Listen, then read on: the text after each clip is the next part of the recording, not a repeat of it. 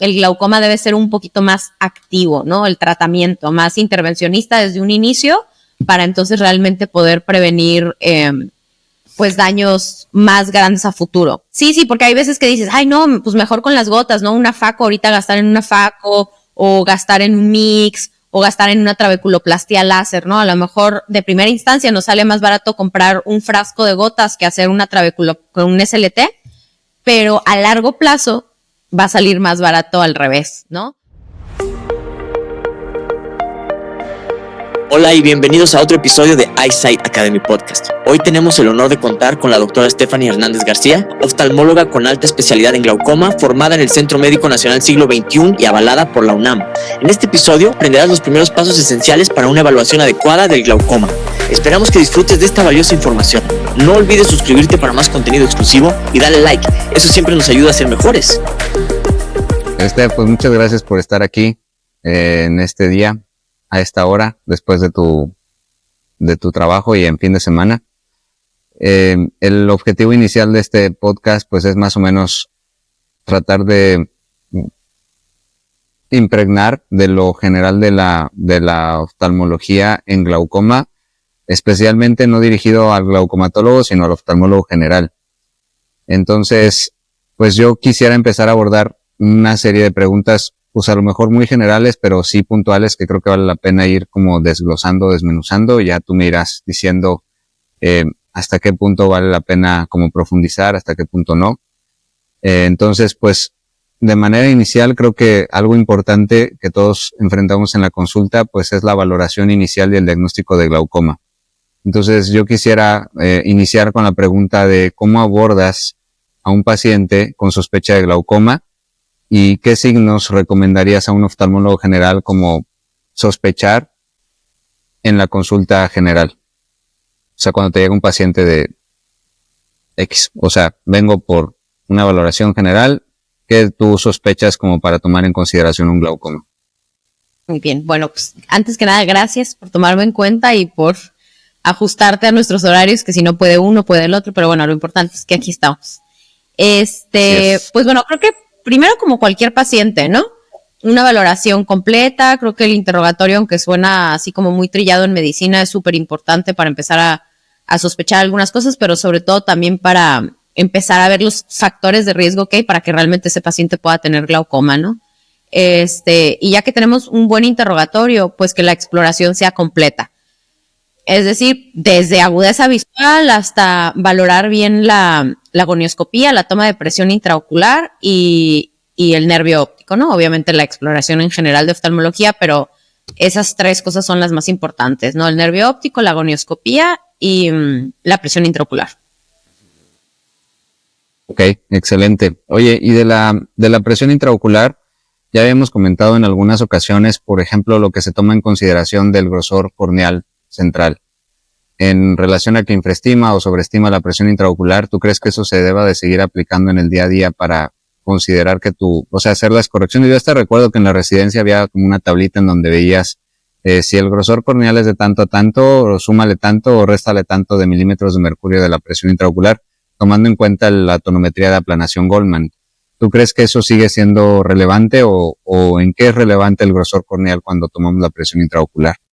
El grosor corneal sí es muy relevante para glaucoma, pero ya no para la corrección de la PIO, ¿no? Realmente ya está completamente en desuso esas tablas. No se debe de corregir como tal la PIO porque no hay ninguna corrección exacta, pero sí sigue siendo muy relevante conocer el grosor corneal, sobre todo como factor de riesgo, tanto para la progresión como, por ejemplo, la conversión, ¿no? Un paciente hipertenso, el riesgo que pueda tener en convertirse en glaucoma y una persona con glaucoma, el riesgo de progresión.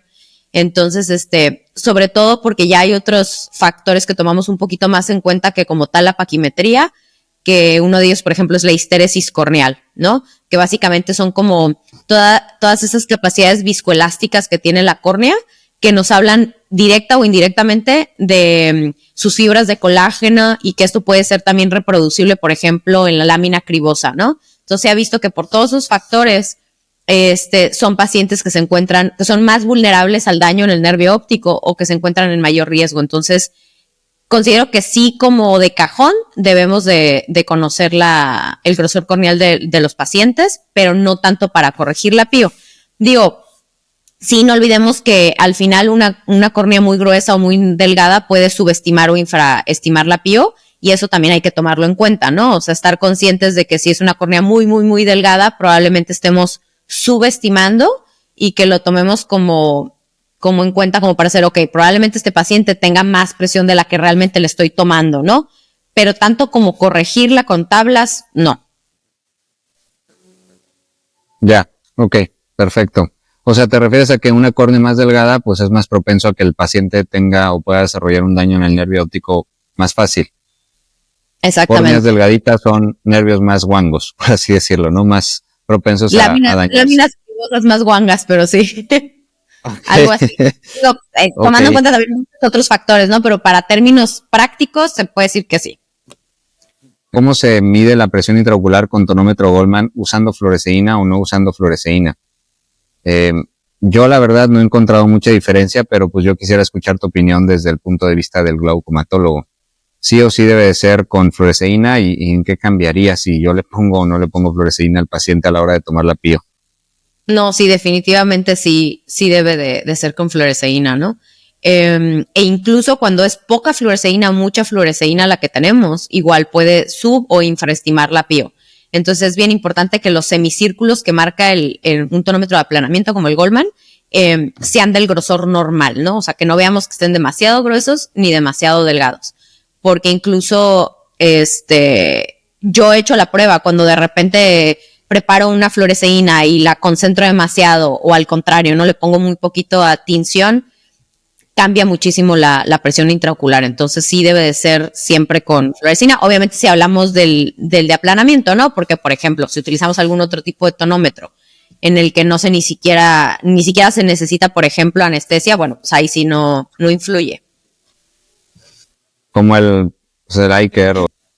Sí, o sea, el de rebote como el Iker, pues es una de sus grandes ventajas, ¿no? Que ni siquiera necesitamos utilizar anestesia, y no se necesita obviamente fluoresceína. Entonces esa sería una de las ventajas. Ok. Y para la evaluación del ángulo camerular, ¿qué otros estudios tú consideras como tomar en consideración? Obviamente, pues para hacer una valoración completa y como debe de ser, pues sí, debes de checarle el ángulo al paciente siempre que puedas. Bueno, de tu primer pregunta sobre la gonioscopía, pues sí, ¿no? Lo ideal, la verdad, es que independientemente por lo que vaya el paciente, sí se tiene que hacer la gonioscopía como tal, porque nos podemos basar un poquito en herramientas como el Van Herijk, o que clínicamente digamos, la cámara está abierta, la cámara está cerrada, pero creo que es mucho más allá lo que hay que valorarle al ángulo, ¿no? No solamente saber si está abierto o está cerrado, sino ver las características que puede tener ese ángulo, ¿no? Pigmento, si tiene sinequia, si hay neovasos, o sea, muchísimas cosas que solamente haciendo la gonioscopía clínicamente realmente puedes saber, ¿no? Además de que muchas veces también nos puede dar un Van Herijk, por ejemplo, nos puede dar, por ejemplo, se me ocurre en un iris en meseta. Muchas veces la cámara se ve formada, y a la hora de hacer la gonioscopía vemos que realmente pues puede estar cerrado el ángulo, ¿no? Entonces ese tipo de cosas son bien, bien importantes. ¿De qué nos podemos ayudar aparte de la gonioscopía? Pues por ejemplo, pues está el OCT angular o la ultrabiomicroscopía.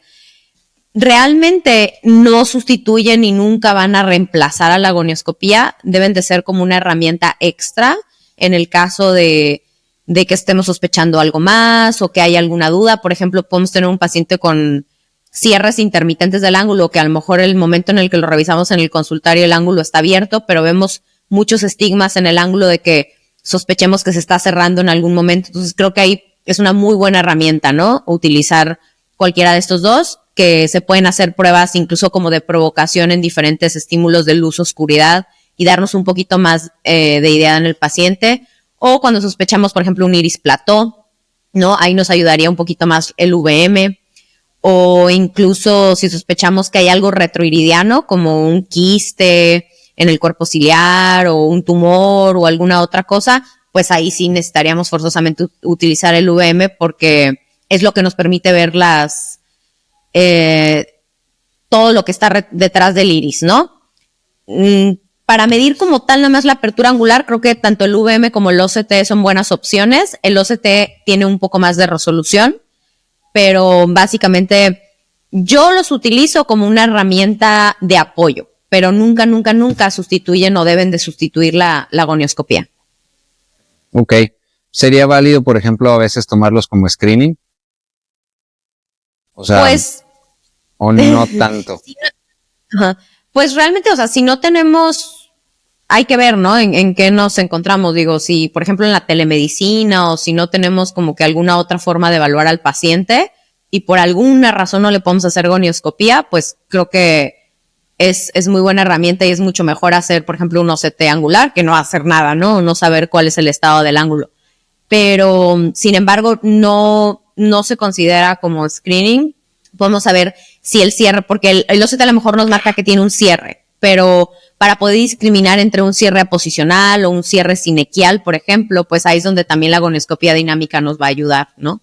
Entonces hay muchísimas cosas que podemos diagnosticar directamente viendo la gonioscopía que quizá con otro estudio no. Oye, y en este caso de la gonioscopía, tú cuando estás viendo el ángulo puedes saber, aunque sea un ángulo abierto, sin solicitar, por ejemplo, un VM o un OCT del segmento anterior, tú puedes ver si el componente de cierre pudiera ser a expensas de un componente cristaliniano con la clínica, o en eso sí te apoyas un poquito más para decir, tiene un volt cristaliniano mayor, ya sea por VM o por el OCT de segmento anterior. Bueno, esa es una muy buena pregunta porque sí, ahí tendría mucha utilidad, ¿no? Cualquiera de los dos estudios.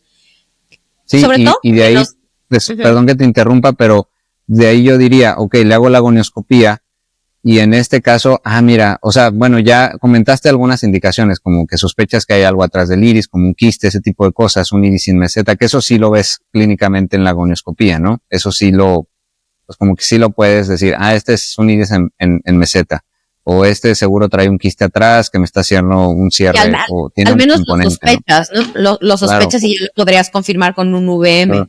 Pero en la gonioscopía, por ejemplo, tú ves algo que diga, mira, a este sí le voy a pedir un VM para ver qué tanto componente cristaliniano tiene. O sea, como tú, ¿qué notarías ahí en la clínica para decir, este seguro tiene un componente cristaliniano? Mira, te voy a ser súper honesta. La verdad es que yo creo que son pocas las veces que realmente yo he pensado, necesito un VM o necesito un OCT, ¿no? Porque al final, si nos ponemos a pensar, o sea, el resultado, si medimos el volt o, por ejemplo, un coeficiente de Low, todos esos parámetros o herramientas que tenemos como para darnos una idea de que pueda tener un componente cristaliniano, no creo realmente que cambie en nuestro manejo o en el plan que vayamos a tener con el paciente, ¿no? Creo que si clínicamente vemos que es un paciente que tiene catarata, que tiene pues el ángulo cerrado, podemos sospechar que parte de ese ángulo cerrado sea primario con un componente cristaliniano, o bueno, ya si es meramente un facomórfico. Eso lo podemos intuir clínicamente y al final el tratamiento pues va a ser el mismo, ¿no? Que es básicamente hacerle una cirugía de catarata. Entonces, creo que sí es una muy buena herramienta extra, sobre todo cuando puede haber duda en pacientes a lo mejor que tienen muchos otros factores ahí de confusión. Pero yo creo que sí son poquitas las veces que al menos yo he dicho, le voy a pedir este estudio porque me queda la duda, ¿no? O sea, creo que la clínica en este sentido, pues es lo que más te orienta y al final el manejo, te digo, va a ser el mismo, ¿no? Al menos que es un paciente que por alguna razón no se pueda operar y quieres más o menos ver qué riesgo tiene, o el mismo paciente a lo mejor para explicarle al paciente, para que esté más convencido de que necesita cirugía de catarata, a lo mejor también te puede ayudar por ese lado, ¿no? Pero si no, yo creo que la clínica te lo da prácticamente todo, ¿no? Entonces creo que si tú me dices con la clínica, si lo sospechas por edad, etcétera, tiene el ángulo cerrado, o sea, creo que, pues para resumir, o lo que a mí me queda claro de lo que dices es que si es un paciente de cierta edad, que los quisiera pensar arriba de los 50 años, y tiene un ángulo cerrado, sí o sí se va a beneficiar de una cirugía de catarata. O es muy probable que se beneficie, ¿no? O sea, o que lo consideres como un complemento a su tratamiento. Sí, exacto. Pues al final, hay que valorar varios aspectos, ¿no? O sea, hay que saber si es un cierre primario, pero si no tiene todavía aumento de la presión intraocular, o si ya tiene daño al nervio óptico, pues de eso también va a depender, ¿no? Valorar también el estado del cristalino. A lo mejor tiene más de 50 años, pero es un cristalino transparente, no tiene daño al nervio óptico, la presión no se ha subido, bueno, no, pues ahí todavía lo podemos considerar. Pero realmente un paciente arriba de 50 años que ya tiene presbicia, y que ya está presentando aumento de la presión intraocular o algo así, es completamente válido hacerle una cirugía de catarata, incluso en cristalinos transparentes, ¿no? Con fines de apertura angular, pero pues hay que valorar todos los otros aspectos, ¿no? Por ejemplo, en algo que también podría funcionar el VM, un paciente con un cierre angular, que quiere saber, pues, qué tanto riesgo tiene de hacer un bloqueo agudo o un cierre agudo. Pues bueno, claro, tomando todas estas medidas cuantitativas, saber la profundidad de la cámara anterior, el grosor del cristalino. Ya se ha visto que todo esto, la longitud axial, pues va a ser directamente proporcional al riesgo del que el paciente pueda presentar algún cierre agudo en su vida, ¿no? Entonces, pero yo creo que eso lo reservaría a pacientes que por alguna razón no se pueden tratar en el momento, ¿no? Pero si no, pues tenemos la opción de las iridotomías o la cirugía de catarata también, ¿no? Y ahí ya valorar realmente la edad del paciente,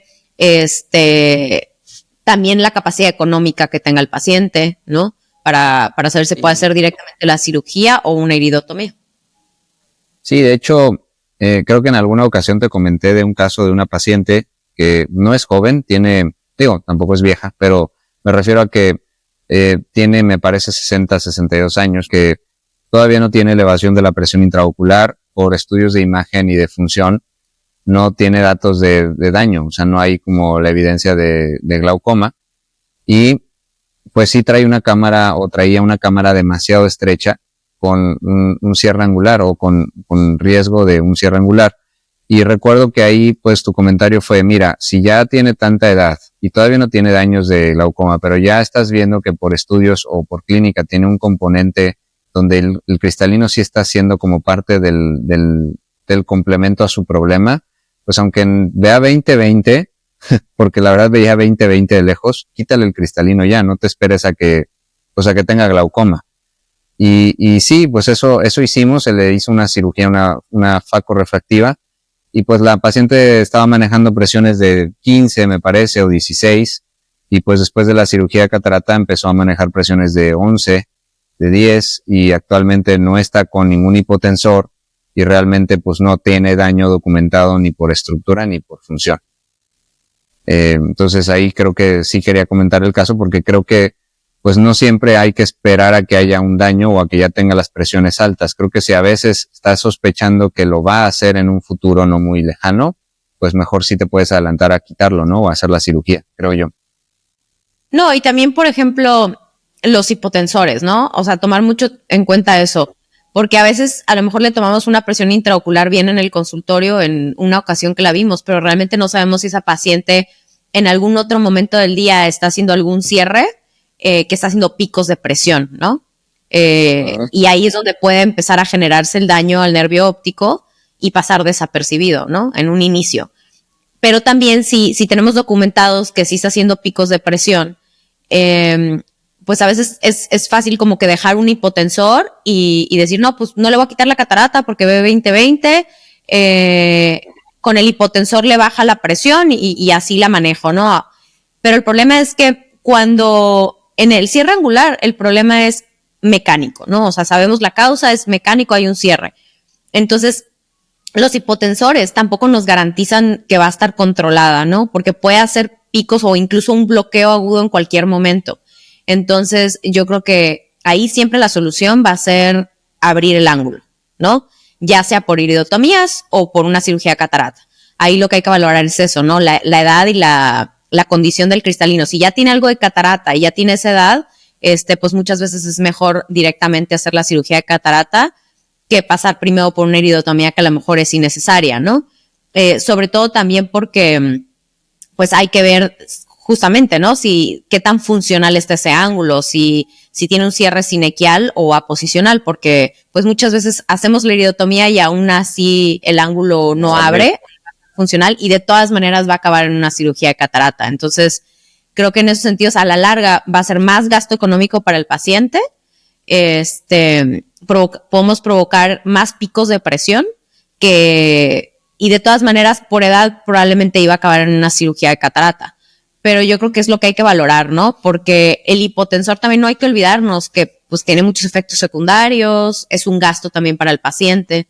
Y si es una paciente que no tiene todavía glaucoma y que con una cirugía de catarata se va a solucionar su problema, incluso hasta refractivo, quizás, pues creo que le vamos a ahorrar muchos problemas que estar utilizando hipotensores, quién sabe por cuánto tiempo, ¿no?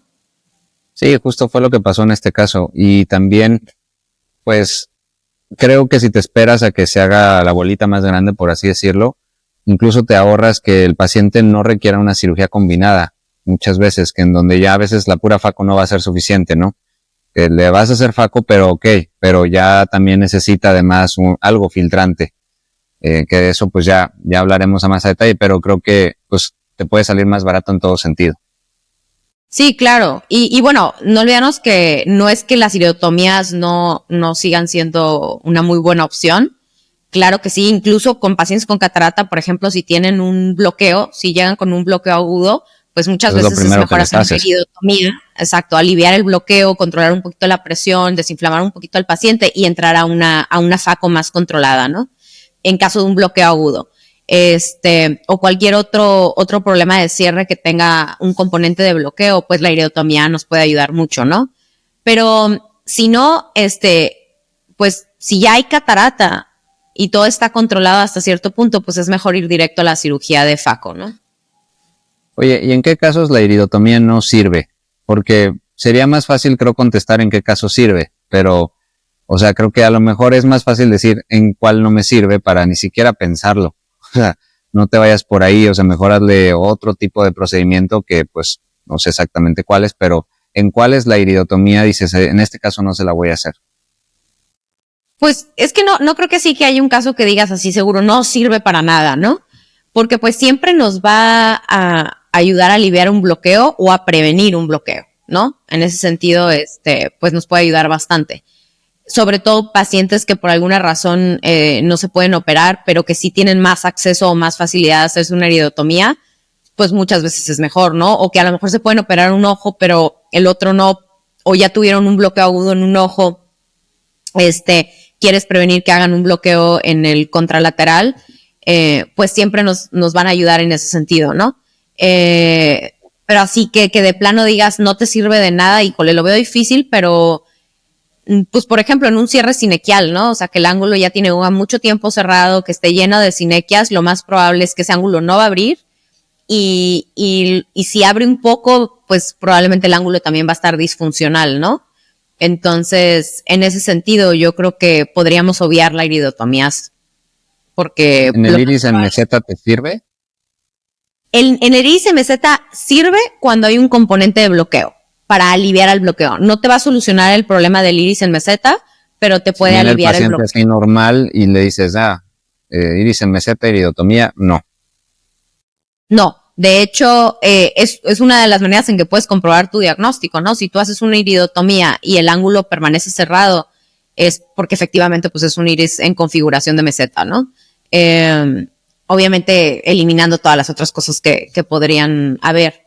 Entonces, no. Te sirve únicamente cuando hay un componente de bloqueo para aliviar el bloqueo.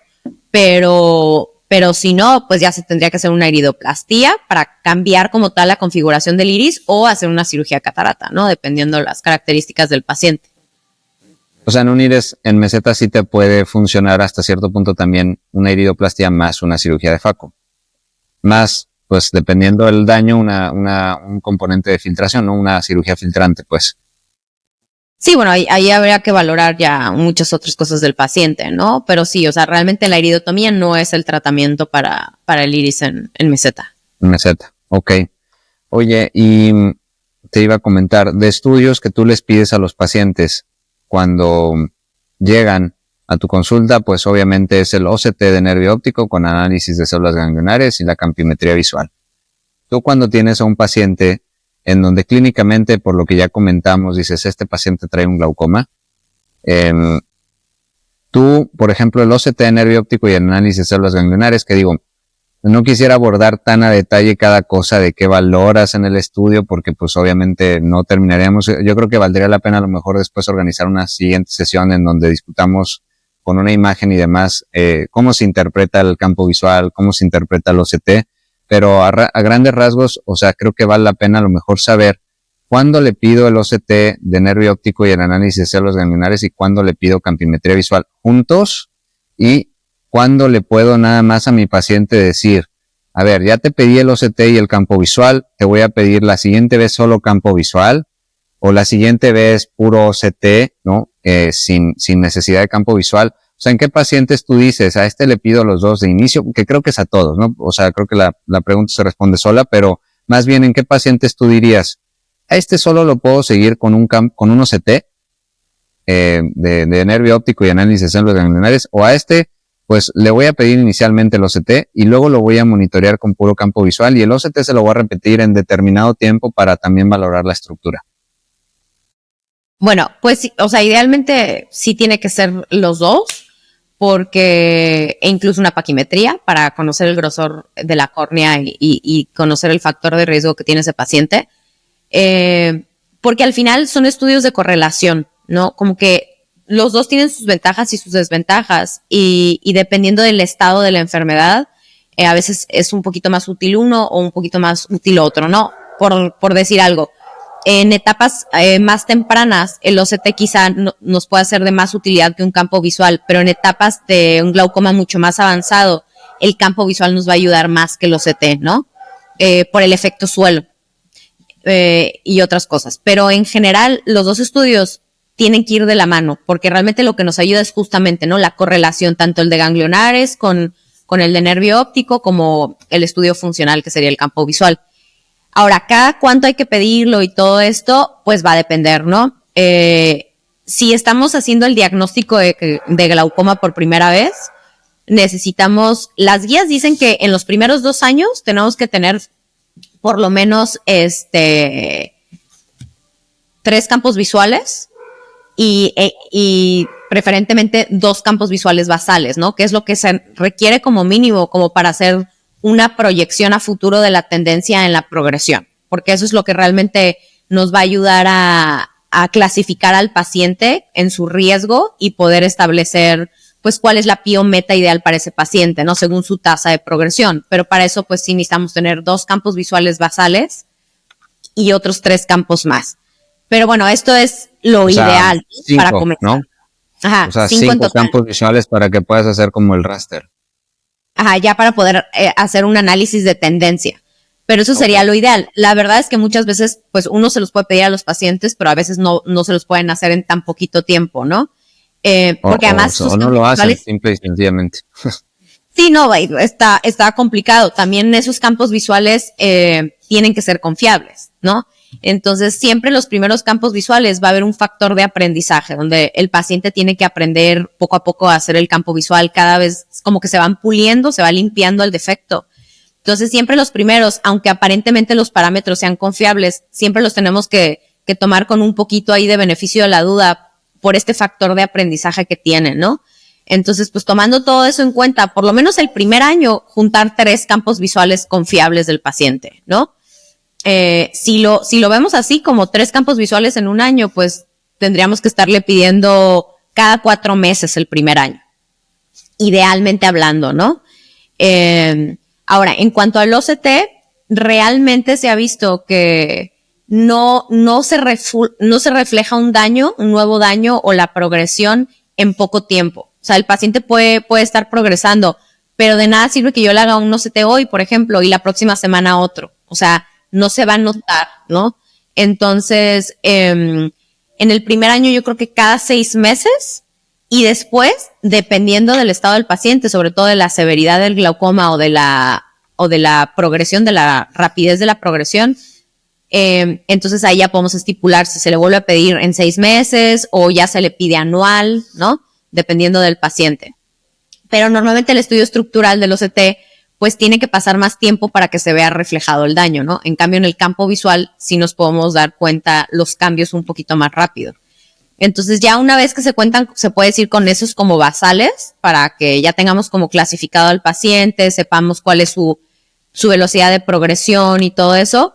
Entonces ya el seguimiento pues va a depender de la severidad del glaucoma, de la edad del paciente, de su tasa de progresión, de todos sus otros factores de riesgo para decir, bueno, lo voy a ver en 3 meses con un campo visual o en 4 meses, o lo puedo ver en 6 o lo puedo ver en 1 año, ¿no?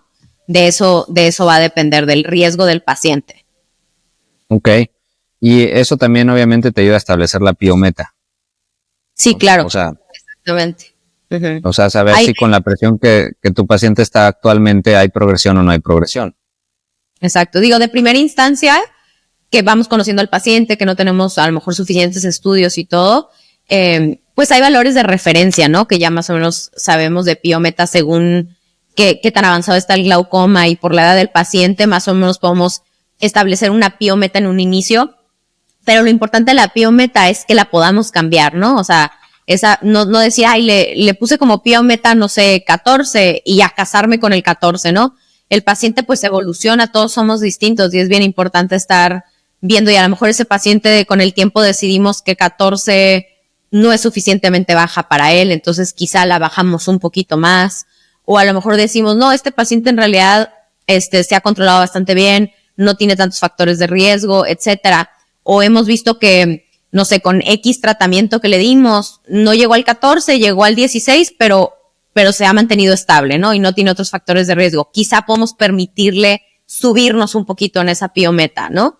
Y así, o sea, es algo muy dinámico que hay que dar chance el observar al paciente para realmente saber qué es lo ideal, ¿no? En su caso. Ahora, en cuestión de los hipotensores, yo me he encontrado muchas veces con casos en donde el médico le inició el tratamiento hipotensor, muchas veces pues no es el de primera línea, sino que se brincaron, por ejemplo, a un tratamiento combinado como 3 medicamentos en uno. Vaya, ¿tú qué opinas de iniciar pues un tratamiento hipotensor solo por la sospecha o solo por decir que el paciente quizás traiga la presión alta, pero no le has pedido estudios que corroboren un glaucoma? Creo que por clínica a veces sí, pues dices, sí trae un glaucoma, no me voy a esperar hasta que estén los resultados, mejor de una vez le inicio el tratamiento hipotensor, pero sí, me han tocado varios casos en donde se les iniciaron hipotensores y pues realmente a veces por los estudios de estructura y de función decías, pues era un macrodisco, no traía una excavación realmente amplia, trae buen grosor de fibras, pues traía las presiones punto en 20, 21, que sí, a lo mejor no son las más bajitas para un paciente tipo de 70, 80 años, pero al final de cuentas pues no hay un glaucoma documentado. ¿Tú qué opinas de esa acción como de, pues se lo voy a dar porque más vale prevenir que lamentar, no me voy a esperar a que tenga el glaucoma para darle el tratamiento? O sea, ya trae la presión alta, va a desarrollar glaucoma. ¿Tú qué opinas de ese criterio? O sea, porque creo que no, pues no, todo el mundo, bueno, no sé, pero creo que no todas las presiones altas te dan glaucoma, ni tampoco no todas las presiones bajas te previenen del glaucoma, como el famoso glaucoma de tensión normal, ¿no? Entonces, pues ¿tú qué opinas de eso? Híjole, es que va a sonar muy redundante, pero es volver a ver los factores de riesgo del paciente, ¿no? Realmente qué factores de riesgo tiene y para tomar una decisión si vale la pena que esté con tratamiento o no. Y el que valga la pena estar con tratamiento no significa automáticamente un hipotensor, ¿no? A lo mejor un láser, ¿no? Un tratamiento láser. Por ejemplo, se me ocurre un hipertenso ocular que a lo mejor ya tienes corroborado que está haciendo aumentos de presión intraocular, pero no hay todavía daño al nervio óptico, aparentemente hasta donde lo has evaluado. Entonces ahí tienes que valorar qué tanto riesgo-beneficio tiene el paciente de que le hagas un tratamiento o lo vigiles, ¿no? Entonces yo creo que ahí hay que tomar en cuenta todos los factores de riesgo del paciente. Si todos los factores de riesgo te apuntan a que es un paciente que tiene mucho riesgo de en algún momento convertirse a glaucoma, pues sí creo que vale la pena tratarlo, ¿no? Pero el tratamiento no forzosamente tiene que ser hipotensor. Podemos hacer un tratamiento láser, por ejemplo, ¿no? Ahí ya también va a depender de las características del ojo del paciente, si es candidato, si no es candidato, todo eso, ¿no? Si a lo mejor sus factores de riesgo no son muy altos, pues hay que ver también qué tan alta está la PIO que está manejando, ¿no? Para ver si es un paciente que puedes darle seguimiento o no.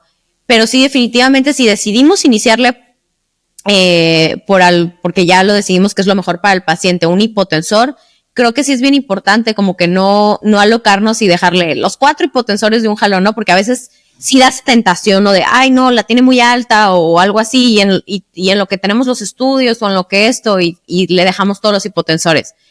En realidad, la mayoría de las veces, un paciente con un primer hipotensor de primera línea muchas veces alcanza la reducción de la PIO que estamos buscando sin necesidad de un segundo o un tercero, ¿no?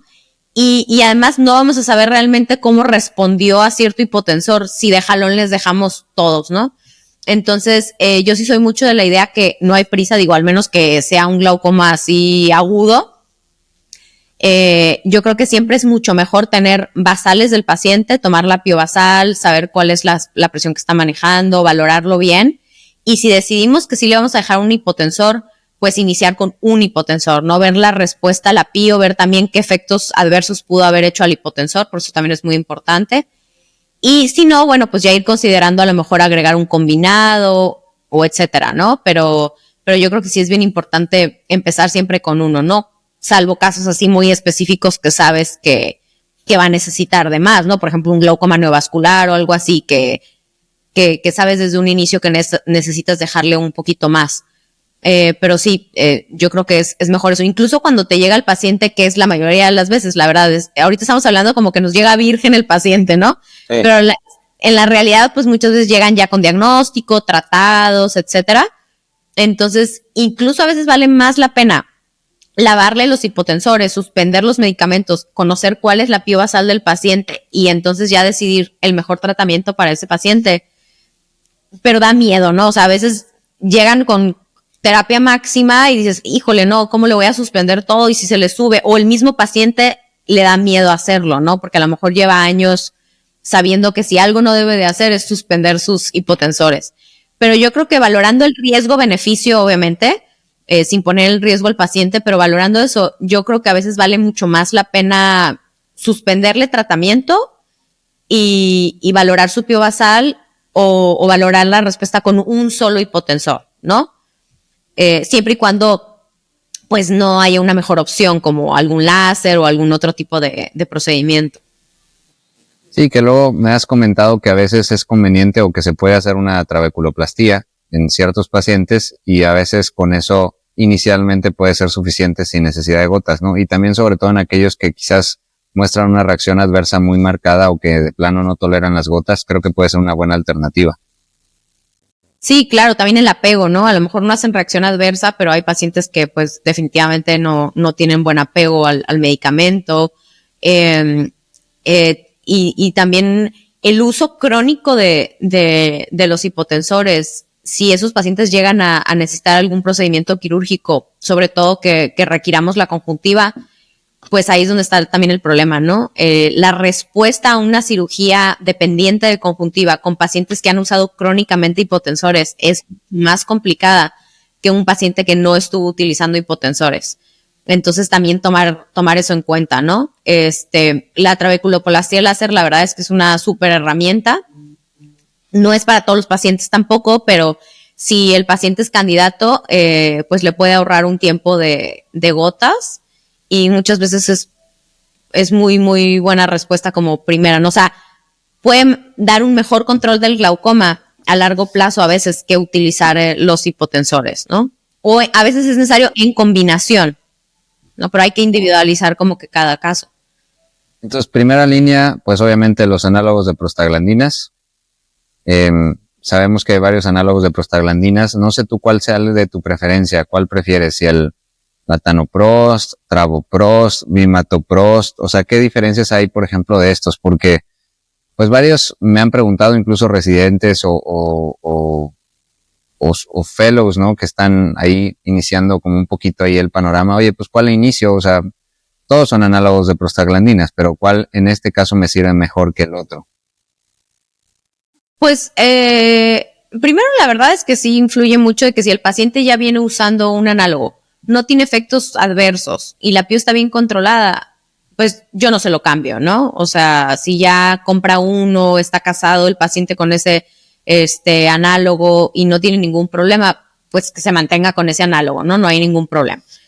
Yo de primera instancia, la verdad, prefiero el latanoprost. Al menos en mi experiencia, creo que tiene una buena potencia para reducción del apío, sin muchos efectos adversos, y pues de preferencia libre de conservador, ¿no? O sea, siempre, si se puede, siempre voy a optar por los libres de conservadores, y el latanoprost es realmente como que el que más me gusta a mí, ¿no? Pero es algo también muy personal. Realmente los tres pueden funcionar bastante bien. Yo creo que pues ahí ya tiene mucho que ver, pues también mucho la suerte, ¿no? Los pacientes que has visto a lo mejor que han hecho mucha reacción a uno, a veces ya dices, no, ya no se los quiero dejar a nadie, porque a lo mejor da la casualidad que tus pacientes, ¿no? Se juntan y a todos les hizo reacción uno. Pero yo creo que es mucho de suerte también. Y bueno, sí es conocido también cuáles tienen un poquito más de potencia reductora y cuáles a lo mejor un poquito más de irritación según su concentración, según el conservador. Pero esa sería como mi preferencia, pero es muy personal, ¿no? De los campos visuales, ¿tú prefieres pedir cita estándar o cita faster? O fast. Porque hay una diferencia, ¿no? Entre fast, faster, cita estándar. ¿Qué prefieres tú solicitar en cuestión de confiabilidad y de que pues el paciente lo pueda hacer mejor? Yo prefiero fast porque disminuye mucho el tiempo de la prueba, entonces aumenta la confiabilidad del estudio en el sentido de que el paciente, los pocos minutos que la hace un poco más concentrado y la hace mejor, ¿no? Entonces los parámetros de confiabilidad mejoran. La diferencia con el estándar, obviamente pues es menos tiempo, pero realmente se ha visto con los estudios que disminuye el tiempo sin disminuir realmente la calidad, ¿no? O la confiabilidad del estudio. Entonces, pues la verdad la mayoría de los pacientes con glaucoma, no todos, pero la mayoría pues son de edad avanzada. Son pacientes que les cuesta trabajo estar tanto tiempo ahí. Muchas veces tienen ojos secos, se cansan, a veces la posición del cuello no la aguantan. Hay pacientes que se ponen muy nerviosos a hacer la prueba, están como muy concentrados. Entonces, mientras más dura la prueba, yo sí he corroborado que la confiabilidad disminuye muchísimo porque el paciente ya no presta atención, se cansa demasiado, el ojo ya se les reseca, aunque uno les explique que deben de parpadear, se les resecan los ojos. Entonces, definitivamente el FAST sí ha mostrado ser más confiable sin disminuir su calidad, ¿no? Ya. Sí, yo me acuerdo que luego también el paciente se quedaba dormido cuando le estabas haciendo ahí la campimetría y pues ya salía, ya sabes, ahí la línea del párpado de que pues el paciente ya estaba bien dormidillo. No, incluso el que les pone el estudio, ¿no? O sea, el técnico o el oftalmólogo que les pone el bien estudio, pesado. No es lo mismo estar 10 minutos ahí diciéndole, no me va el ojo, ¿ah? que 3 minutos, que a lo mejor vas a estar más al pendiente, no, a 7, 10 minutos que te volteas, ya no viste si el paciente movió el ojo, si tuvo pérdidas. Entonces, sí, yo definitivamente fast para todo el mundo. Fast para todos. Súper. Bueno, obviamente creo que hay temas mucho más así súper profundos, cirugía de ángulo, ¿no? Por ejemplo, ¿en qué pacientes considerarías pues hacer un procedimiento angular combinado con una FACO, combinado con algún procedimiento de filtración y demás, ¿no? Creo que pues hay cosas muchísimo más complejas en el glaucoma que se tienen que abordar paso a paso, hasta tan tontas pudiera ser como aprender a interpretar muy bien una campimetría y un OCT, ¿no? Porque creo que aunque muchos estamos o estuvimos durante la residencia pues muy pegados a estar viendo los estudios, incluso a nosotros mismos hacerlos, creo que si no te centras muy bien en eso, puedes caer en la apatía, o al menos yo lo admito de mi parte, en donde quizás ya no le prestas el detalle o el paso a paso que un glaucomatólogo a lo mejor sí le presta a analizar unos campos visuales, así como quizás alguien que no sea retinólogo no le presta tanto detalle a un OCT macular o a ese tipo de cosas. Sí me gustaría a lo mejor después complementar en una sesión, pues, una interpretación de estudios bien, así, paso a paso. A ver, esta es una campimetría visual, ¿cómo se hace la interpretación? ¿En qué orden? ¿Qué parámetros de confiabilidad debo de tomar? En este caso podemos discutir a lo mejor ciertos casos clínicos para hacerlo un poco más dinámico y no tan de teoría. Porque bien, o sea, este episodio o este podcast pues va encaminado como a retomar un poco lo que viene en la teoría y la base, pero desde la experiencia de alguien en glaucoma. que creo que no es lo mismo, porque la experiencia creo que te da muchas cosas que el librito nunca te va a dar y que tú vas aprendiendo conforme vas viendo cada caso.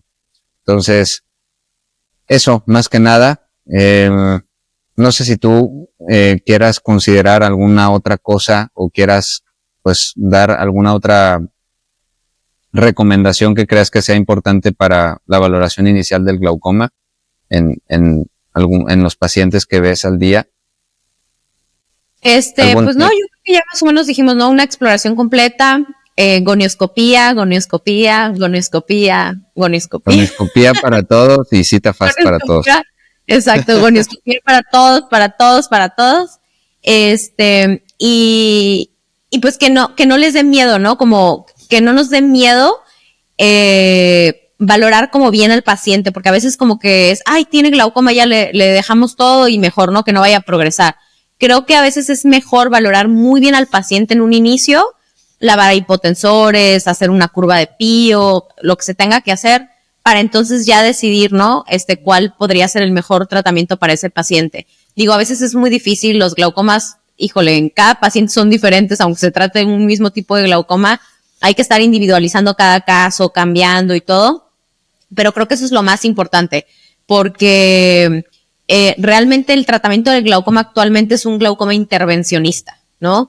Ya él nada más, afortunadamente ya tenemos otras herramientas y no nada más es, pues póngase sus gotas el resto de la vida para que no se quede ciego. Afortunadamente ya hay muchas otras cosas que podemos hacer y creo que si las hacemos desde un inicio, va a ser mucho mejor para el paciente y para nosotros que si nos esperamos ya años a que el paciente ya progresó, ya está en un glaucoma terminal y entonces ahí sí las opciones de tratamiento ya se nos reducen un poquito más y el pronóstico visual del paciente también. Entonces, pues no olvidarnos que ya el glaucoma debe ser un poquito más activo, ¿no? El tratamiento más intervencionista desde un inicio para entonces realmente poder prevenir pues daños más grandes a futuro. Y que salga más barato también en todo sentido. Digo, no quiere decir que las gotas no sean parte del tratamiento. O sea, claro que sí, ¿no? Y siempre pueden estar en combinación con todos los otros tratamientos, o no, o sí, o una menos. O sea, siempre hay que estar como que jugando con el tratamiento. Todo al final es útil y todo nos sirve, pero sí creo que si desde el principio somos un poquito más agresivos, a la larga al paciente le va a ir mejor, ¿no? A ver, mejor. Igual quería preguntarte sobre la valoración de la prueba de sobrecarga hídrica, que es algo que ahora creo que se está indicando cada vez más. ¿En qué casos tú recomendarías hacerlo y cómo lo haces? O sea, porque es algo que creo que se puede hacer en el consultorio y que creo que cualquiera lo puede hacer. No es necesariamente que lo haga el glaucomatólogo. Y a partir de qué resultados en esa prueba de sobrecarga hídrica tú dices, está positiva. Entonces, ¿en qué te cambia la guía de tratamiento de tu paciente? Pues realmente la prueba de sobrecarga es viejísima, ¿no? Y estaba como que en desuso, como que la ven así como que no, eso qué, porque obviamente pues la verdad es que no sustituye, lo ideal sería hacer una curva, ¿no? Por ejemplo, una curva nocturna con tomas de presión arterial para poder calcular la presión de perfusión del nervio óptico, incluso una curva de 24 horas, ¿no? Porque hay pacientes que hacen picos en el día y no en la noche. Entonces, eso sería lo ideal, que todo paciente de glaucoma tuviera una curva. La verdad es que en la vida real es muy complicado, ¿no? Porque el paciente tendría que estar hospitalizado, si aparte le tenemos que tomar la presión arterial. No es lo mismo que el paciente, o no necesariamente hospitalizado, pues, pero tendríamos que estar con el paciente en ese tiempo. Ya ahorita afortunadamente hay tonómetros que nos permiten que el paciente se pueda como que dar un seguimiento en casa, por ejemplo, un ICAR, uno de rebote, ellos mismos se pueden tomar la presión en casa, ¿no? Pero no es lo mismo a que también nosotros podamos tomar la presión arterial, o sea, hacer una curva así completa como tal, ¿no? Eso sería lo ideal. Pero muchas veces pues no tenemos acceso a todo eso. Entonces, cuando no hay acceso a eso, la verdad es que la prueba de sobrecarga hídrica, híjole, a lo mejor me van a funar, pero a mí me encanta porque es algo que muy fácilmente se puede hacer en el consultorio, que lo podemos hacer cualquiera y que sí te da una idea, ¿no? Si no puedes hacer algo más específico. Entonces, básicamente el paciente hay que tomarle la pio basal una vez que llega al consultorio para tener una basal. Después el paciente tiene que beber agua.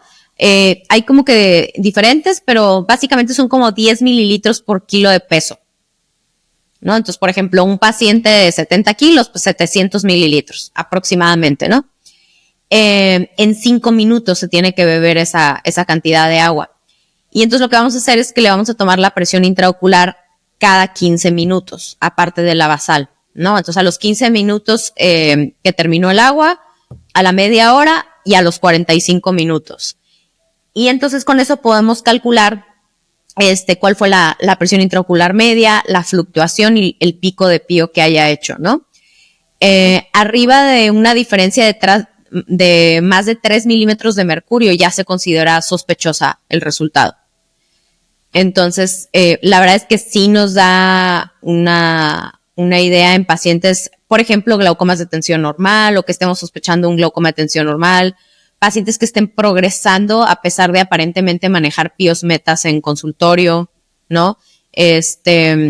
Ahí nos puede ayudar bastante cuando no podemos hacer Si, por ejemplo, oye, lo tengo nada más con el latanoprost y está manejando una presión de 12, ¿no? Pero por los estudios de función me está progresando y yo siempre le tomo 12. Ahí, por ejemplo, sería una buena herramienta. Hazle una prueba de sobrecarga hídrica, porque seguramente con todo y tu latanoprost está haciendo pico, si no es suficiente el tratamiento de latanoprost, ¿no? Más que nada. Exacto, ¿no? Y a lo mejor siempre lo vemos en consultorio a cierta hora, donde le tomamos una pío meta adecuada, pero a lo mejor en algún otro momento de las 24 horas del día está haciendo algún pico de presión, ¿no? Y no nos estamos dando cuenta.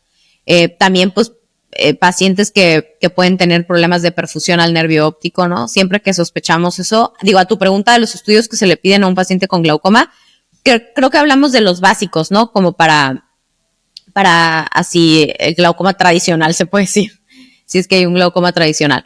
Pero ya cuando sospechamos de otras cosas en el paciente, por ejemplo, un SAOS, o que esté haciendo hipoperfusión, o pacientes DIPERS en presión arterial, pues creo que hay muchas otras herramientas de las que nos podemos apoyar, ¿no? Por ejemplo, un Holter, ¿no? Que el paciente sea valorado por el cardiólogo, un Holter a lo mejor está haciendo hipoperfusión. También a veces una polisomnografía, ¿no? Diagnóstico de SAOS. Todo eso nos puede ayudar muchísimo en pacientes que aparentemente la presión intraocular la tienen bien, pero probablemente están haciendo hipoperfusión, ¿no? Sí, es otro componente el que los está agravando el glaucoma, no necesariamente la presión del ojo. Exactamente, entonces es como un todo, ¿no? Entonces ahí es donde nos podemos ayudar, pero yo creo que ya esos son estudios que de primera instancia no le vamos a pedir a todos los pacientes, pero que ya conforme conocemos al paciente y vamos viendo su evolución, creo que sí hay que interrogar y sospechar un poquito de esto, ¿no? Digo, a mí me ha pasado así muy común, de repente digo, ay, pues, ¿y usted ronca en la noche? Uy, no, ronco muchísimo, ¿no? Y entonces ya empiezan a salir ahí, parece como que del libro, pero empiezan a salir muchos otros síntomas donde ya empezamos a sospechar que hay algo más que está influyendo en el mal control, ¿no? O en la progresión del glaucoma. Pacientes con problemas de disregulación vascular, ¿no? Que creo que también se pueden beneficiar bastante de una valoración cardiológica. Todo esto realmente es buscarle qué más allá podemos hacer del control de la presión intraocular, ¿no? Que pues hasta ahorita es como que lo único que podemos hacer, pero ¿por qué otra vía podemos ayudar a controlar al paciente, ¿no? Sí, como ahora que también cada vez se está empezando a usar, y de hecho en uno de los episodios lo comenté con el doctor Víctor Echeveste del ultrasonido de microflujo y de Doppler, que pues él dice que en ciertos casos también, no como screening en todos los pacientes, porque obviamente no está en todos lados, pero que sí aporta muchísima información ya también en la valoración del paciente con glaucoma. Y que también creo que puede ser una herramienta buena para ti como médico, el darle una justificación al paciente, ¿no? Porque creo que muchas veces yo lo he visto, el paciente a veces se frustra no tanto por saber que tiene glaucoma, sino por no encontrar una explicación de por qué le está pasando, o por qué sigue avanzando, o por qué no está en control, si aparentemente le está haciendo todo lo que tú le estás diciendo. Exacto, no, y también hay pacientes que sí están muy comprometidos y que te preguntan mucho, ¿no? ¿Pero qué más puedo hacer? O sea, sí me estoy poniendo las gotas o ya me operé, pero ¿qué más puedo hacer, no? y a veces es frustrante decir, pues nada, no, o sea, lo que está haciendo. Y yo creo que sí hay cosas que nos pueden ayudar, ¿no? O sea, que cuando el paciente pregunta esto, que realmente está comprometido, que quiere ver de qué otra manera puede como que ayudar a controlarse, ahí es donde entran estas herramientas, ¿no? También, por ejemplo, en cuanto a qué dieta, ejercicio, o sea, hay muchas cosas que ya se saben que nos pueden ayudar a largo plazo, ¿no? En el control. Entonces, creo que cuando sí se le explican este tipo de cosas al paciente o que lo ayudamos como por otras vías, el paciente se responsabiliza más de su enfermedad y también se siente más participativo, ¿no? Entonces, eso al final va a hacer que tenga un mejor apego al tratamiento y que esté mejor controlada a futuro. Claro, así es. Creo que después también podríamos abordar algunos otros temas nutricionales también de enzimas y esas cosas, que creo que también por ahí ya hay algunas publicaciones, ¿no? De las coenzimas que supuestamente ayudan también a disminuir la progresión del daño al nervio óptico, o al menos también las hay desde el punto de vista de la retina. Pues bueno, este episodio me ayuda mucho a darme cuenta de lo dinámico que puede ser el glaucoma y que pues muchas veces nos lo pintan como que glaucoma, ¿no? O sea, campo visual, pero te das cuenta como que sí es muy intervencionista y como que sí es jugar mucho con el tratamiento del paciente, no es nada más llega el paciente a la consulta y le tomo la presión y bye, lo veo en un mes, ¿no? O en 3 meses, o ahí nos vemos en 6 meses con su nuevo campo visual, por ejemplo, ¿no? Entonces creo que sí es muy dinámico, creo que está padre que se tenga esta como impregnación de que es una muy buena rama y que es bonita y que se puede complementar con muchas otras cosas. Estaría muy padre hacer como el taller de estudios, creo que, parecido. Creo que sí, creo que valdría bastante la pena para como dar así como unas, ¿cómo te puedo decir? Como unos cursillos ahí muy básicos, muy generales, pero que sí, pues, sean desde la experiencia del glaucomatólogo. O sea, vuelvo a lo mismo, no desde el libro. Yo, por ejemplo, en la retina, cuando yo comparto lo que he aprendido, pues sí obviamente lo aprendí de un libro o lo estudié de un libro, pero conforme tú vas afinando tu experiencia en el día a día, vas aprendiendo a intuir o a predecir muchas cosas que el libro no te dice. Y que creo que eso vale mucho para alguien que va aprendiendo. O sea, yo quiero que me enseñes lo que a ti te funciona y lo que para ti ha tenido valor en tu práctica, que al final de cuentas pues es una buena práctica porque te ha ido bien hasta ahorita. Entonces. Sí, claro, yo creo que es lo más importante es eso, ¿no? Como pasarnos esa experiencia, ¿no? Porque cada quien tiene diferentes experiencias, a lo mejor alguien ve más cierta cosa que otra, dentro de la misma alta especialidad, ¿no? Y creo que esto que estás haciendo de apoyarnos, sí, cosas que a lo mejor son muy obvias para unas personas, pero no tan obvias para otras, o que estuvieron en más contacto en la residencia, otras que no tanto, y así yo creo que el compartir todo como que conocimiento, la poca experiencia que yo pueda tener, lo que sea, creo que nos enriquece a todos, ¿no? Y al final, claro, pues, todo eso se va a ver reflejado en el paciente. Sí, de hecho quiero hacerlo así muy obvio y quiero aclararlo a la gente que escuche. Yo hago preguntas muy tontas o que al menos creo que a lo mejor a muchos les pueden parecer muy tontas. Ay, ¿cómo es que pregunta lo de sobrecarga? Qué tonto que no sabe, ¿no? O sea, pues la realidad es que creo que muchos no lo saben y simple y sencillamente no se atreven a preguntarlo por pena. Entonces a mí, pues la verdad no me da pena verme tonto una vez, pero aprenderlo y ya hacerlo mejor. Y creo que es la finalidad, precisamente plantear en el terreno lo más básico y lo más tonto, entre comillas, o lo más obvio, porque creo que partiendo de lo más obvio y lo más general, es como realmente puedes hacer una buena base y aprender mejor lo que estás haciendo. Claro, nada es tonto. Además, quizá yo te contesté así, ¿no? Y a lo mejor si le preguntas a otro glaucomatólogo, te va a dar para mí no sirve la prueba de sobrecarga, o sea, y está bien, claro. No es de que, o sea, hay preguntas que no tienen una respuesta correcta, creo yo, ¿no? O sea, que creo que es basado mucho en la experiencia de cada quien. Y eso es justamente lo que creo que enriquece esto, ¿no? Que cada Exacto. quien dé como que su experiencia. Y a lo mejor a mí nunca se me hubiera ocurrido hacer, no sé, es más, lo digo yo personalmente, yo no era algo que hacía en mi práctica, las pruebas de sobrecarga, ¿no? Como que no les tenía mucha fe. Yo como que me entrené más haciendo curvas, porque pues afortunadamente teníamos en el hospital esa opción. Todo para hacerlo. Exacto. Entonces a mí las pruebas de sobrecarga como que se me hacían así como una prueba de provocación como que no muy confiable, ¿no? Y yo por una compañera de glaucoma que tuve y que sí las hacía y que como que me compartió todo esto, las empecé a hacer y realmente a mí me han funcionado muy, muy bien, ¿no? Entonces creo que si no hubiera habido esto que ella me compartió, que ella se formó en otra institución, pues yo realmente no les hubiera, quizá nunca ni lo hubiera probado de hacer, ¿no? Quizá las hubiera No descartado. hubieras implementado tu propia práctica.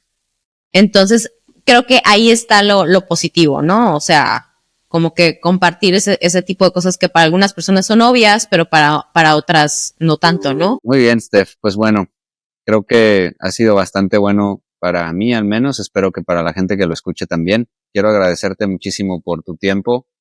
Yo sé que, y siempre se los he dicho a a los pocos que han querido participar, porque vamos empezando con este proyecto, pero de verdad que siempre aprecio mucho que estén dispuestos a darme de su tiempo en discutir este tipo de temas. Sé que a muchos a lo mejor les dará pereza o que no les gustará, pero yo lo aprecio como quiera, les guste o no les guste que estén dándome su tiempo aquí. Sí te quiero nuevamente agradecer por tu tiempo, por tu experiencia. Eh, Espero también sirva como de entrada para que podamos colaborar en otros proyectos desde el punto de vista académico pues, para compartir, como lo estamos diciendo ahorita, para que más gente pueda pues, salir al menos con una pizca distinta de experiencia de diferentes especialistas en el área de oftalmo. Y pues nada más, muchísimas gracias. No, gracias a ti, David. Muchas gracias por considerarme. Y aquí seguimos, vamos a planear el taller. Me parece muy bien. Muchísimas gracias, Steph.